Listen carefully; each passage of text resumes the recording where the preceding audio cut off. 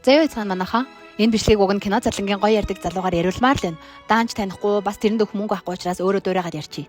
Би та нарт юу ярьж өгөхийг хүсэн бэ гэвэл нэг эмэгтэйн эмгэнэгтэл явдлын тухай ярих гэсэн юм. За арай муухай ярьчлаа. Амар гоё хайрын тухай түүх ярьж өгье. 1800-аад оны үед үйл явдал өрнөх ба Парис хотынхны дунд хөнгөмсөг амьдрал үзэсгэлэн царайгаараа нэрд гарсан Виолетта гэдэг энэ сайхан өхөн гэтээ пари хийж байгаагаар дуурилна. Өнөөдөр би та нарт дөөр бүж гэрдмэд удахгүй тоолохдох нэг сайхан дөөрийн тухай ярих гэж байгаа шүү. Тэгэл дуулаа, луугаал, наргаал гэжсэн чинь нэг найз нь нэг залуу танилцуулт.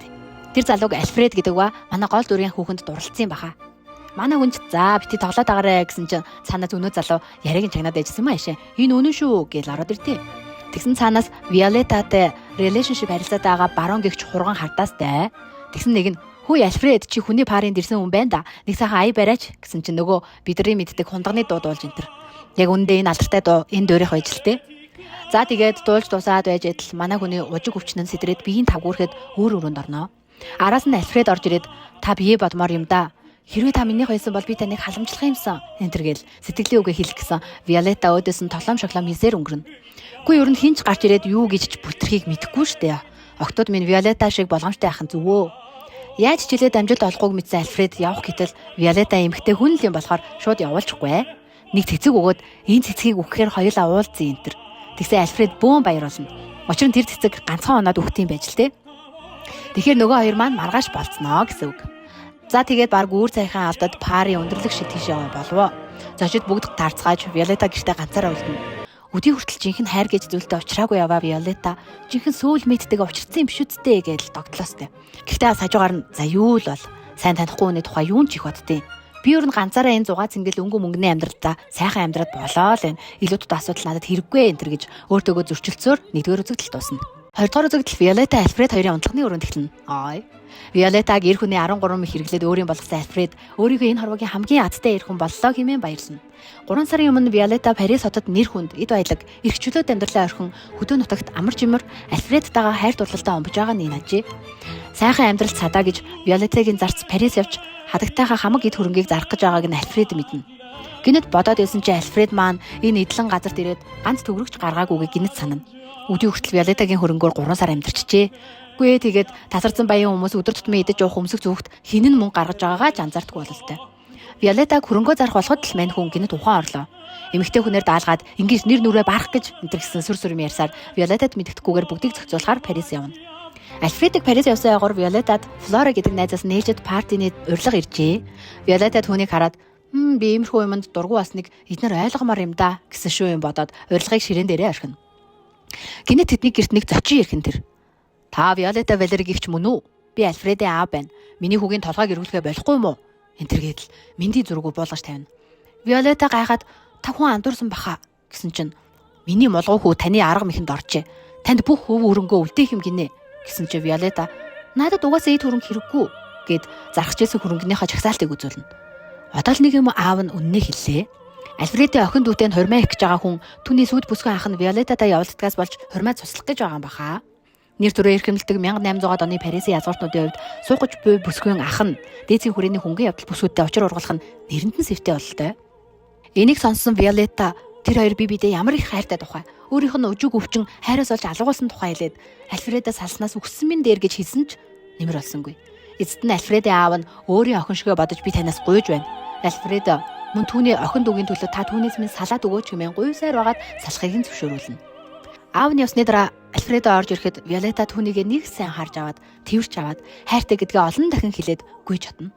Яг энэ хэсгийн хөгжим бол хэний ч шар ус усгаар гоё хэсэг шүү. Гарсныхаа дараа амаараа илж чадаагүй өгсөө захаа болгон хайрттай явуулна. Салах тухай бичсэн Виолеттагийн захааг аваад Альфред яахаа мэдгүй гайхшраад байж идэл аав нь орж ирээд гэртээ иргэж ирэхийг хүүгээсээ гуйна. Альфред ширээн дээрх Флорагийн захааг хараад өмнөх залуутайгаа эргээд нийлэх гэж байгаа юм байна гэж хардан хөшөө хорслоо авахаанд галаад 2 дугаар үзэгдэл дуусна. Виолеттагийн хуучин амьдрал иргэн иржээ. Хаашаа л харан 6 цэнгэл архи дарс. Гинэд гаднаас Альфред ороод ирнэ. Найзууд нь түүнээс Виолетта хаана вэ гэсэн чинь тэр тоомжиргүй би яаж мэдвүвтэй гэж хариулна. Араас нь Виолетта барууны хамт орж ирнэ. Альфредыг харсан Виолетта яа энд яах гэж ирвэ хэмээн өөрийгөө түмэнтэй зүхнэ. Альфред хүмүүстэй мөрөөдө тоглоом тоглож бөөм мөнгө хожно. Тэгснэ хайр дурлалд азгүй хүн тоглоомд азтай байдаг бололтой энэ гэдэг үг хаяастай. Удалгүй гэрээ эзэн бүх хүнийг үдийн цогт урихад хүмүүс бүгд гарцгаалаа. Виолетта ганцаараа үлдээд Альфред ороод ирээсээ бүгдийг хэлэх юмсан гэд бодоод байжсэн. Хүснээр нь Альфред ороод ирвэ. Юу бүгдийг нь хэлэх. Аавд нь юу ч хэлэхгүйгээд амлцсан одоо яах вэ? Хэлэх юм олдохгүй. Чи эндээс явснаа дээрээ баруун чамайг дүгэл дуудвал чиний амь насанд аюултай гэсэн чинь. Яасан? Хайрт баруун чинь миний гарт өгчихгүй гэж чи айж байна уу? Тэргээд уур бухимдал нэцтэй хүрээд харталтандаа автаад өглөө. Дашрамт хэлэхэд дүгэл дуудна гэдэг нь Европын орнуудын нэг соёл бололтой. Өрөөсөн бэлигээ газар таяхад нөгөө хүнээ дүгэл дуудаж байгаа гэсэн үг. Тэр хоёр дүгэл газараа тохироод тодорхой зайнаас өөдөөдөөс харж буудалцаад өгснө нь ялагдагч, үхвээгүй нь ялагч болдог нэг төрлийн заншил бололтой. Ийм юм болох вэ гэж айсан Виолетта байдлыг улам ширүүн болгож орхихон тэр. Альфредийн урд ээзэгтэй хурж чи надад хилээх. Чи тэр баруун гихчид хайртай юу гэхэд Виолетта арга буюу хайртай гэд хэлчихнэ. Тэгсэн Альфред тэндээсэн бүх хүмүүсийг дуудаад энэ хүүхний үнэн нүүр царайг та нар мэдмээр нь үү? Би сайхан хэлээд үгүй. Энэ хүүхэн надаас болоод хамаг эд хөрөнгөө зараад хөрх юу ч хөө хоцорсон юм. Би тэрнийх нь хариуд та нарыг гэрч болгож байгаад өрн таран хийсэн мөнгийг нь эргүүлээд үгүй гэж хэлээд нүүрэн дундуур нь бодолтой мөнгө цацаж орхино. Олон хүний өмнө хамгийн адгийн байдлаар доромжлуулсан.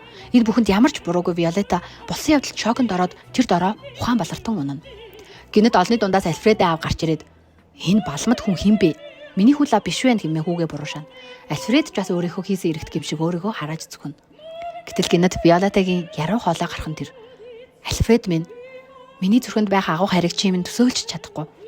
Энэ хорвоог орхисон байлаач би чамд хайртай гэж хэлнэ. Энэ бүхний дараа барон Альфредийн өмнө өрөөсөн бэлигээ хайснаар 3 дахь үзэгдэл дуусна. 4 дахь үзэгдэл Виолеттагийн унтлагын өрөөнд өрнөнө. Түүний ужиг өвчин сэтэрчээ.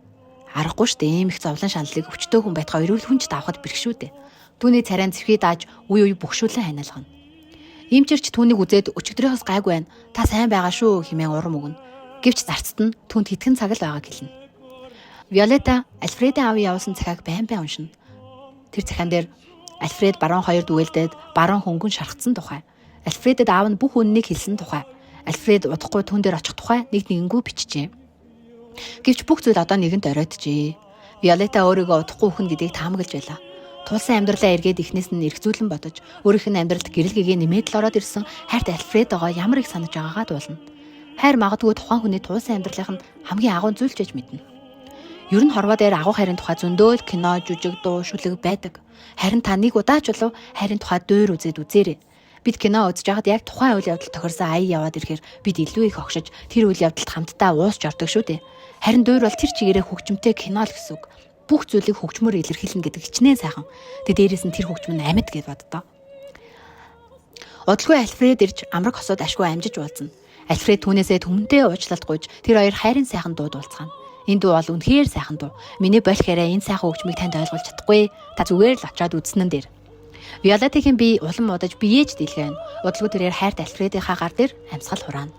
За ийм л нэг юм мэгнэлтэй дөр бүж эрдмийн театрт жил бүр тоглодог юм. Үүнийг үзсэн хүмүүс яг Виолеттаг өгсөний дараа ихэр татаа уйлд юм да.